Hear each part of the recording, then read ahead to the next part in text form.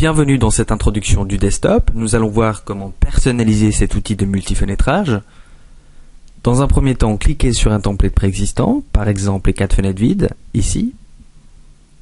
Faites ouvrir. Nous allons cliquer de suite sur cette icône pour maximiser le desktop. Vous allez pouvoir réajuster horizontalement et verticalement les fenêtres à tout moment. Maintenant, cliquez sur la petite roue en haut à gauche qui dit Change App. Choisissez par exemple Intraday. Ajoutez un symbole, par exemple GLE. En cliquant sur la clé anglaise, vous allez retrouver toutes les options qui étaient disponibles dans le graphique dynamique. On va réouvrir un graphique sauvegardé, le GLE Graph. Voilà. On va pouvoir recentrer notre graphique. En revenant sur la clé anglaise, cette fois-ci sur la lettre B, nous allons pouvoir ajouter les chandeliers japonais, ici. En cliquant sur la lettre C, vous allez pouvoir ajouter des tracés, sans oublier bien entendu de sauvegarder vos tracés. Dans la fenêtre à droite, la deuxième fenêtre, nous allons ajouter l'order book, donc le carnet d'ordre, toujours pour le même symbole, donc GLE. Dans la troisième fenêtre, nous allons ajouter un graphique historique en ajoutant le symbole, donc toujours le même symbole. Et dans la quatrième fenêtre, nous allons ajouter les actualités. Et voilà, nous venons de personnaliser notre desktop composé de 4 fenêtres avec une application différente pour chaque fenêtre.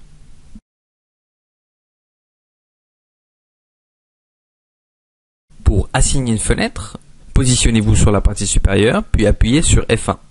Faites la même chose pour la deuxième fenêtre pour l'associer à la précédente. En ce qui concerne les fenêtres du bas, associez-les à F2. Désormais, lorsque vous changez un symbole sur une fenêtre F1, toutes les fenêtres F1 changeront simultanément de symbole. Changeons maintenant le symbole sur une fenêtre F2 en ajoutant Google. Toutes les fenêtres F2 ont maintenant changé de symbole.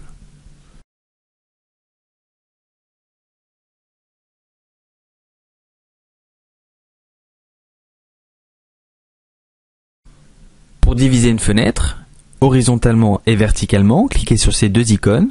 Vous pouvez vous aider de la légende qui se trouve en haut de votre desktop.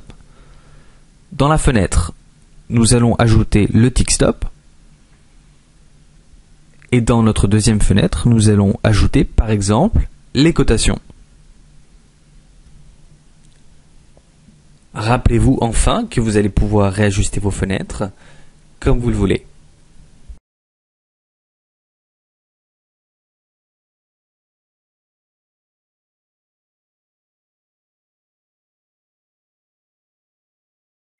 Afin de sauvegarder votre desktop, cliquez sur Enregistrer sous. Choisissez un nom pour votre desktop, par exemple desktop 1, faites OK. Vérifiez que votre desktop a bien été sauvegardé dans vos templates. On va maintenant sortir du desktop, retourner dans le desktop, choisir desktop 1, faire ouvrir, et nous avons bien notre desktop tel que nous l'avons sauvegardé précédemment. N'oubliez pas de sauvegarder vos modifications et faites supprimer si vous désirez supprimer un template.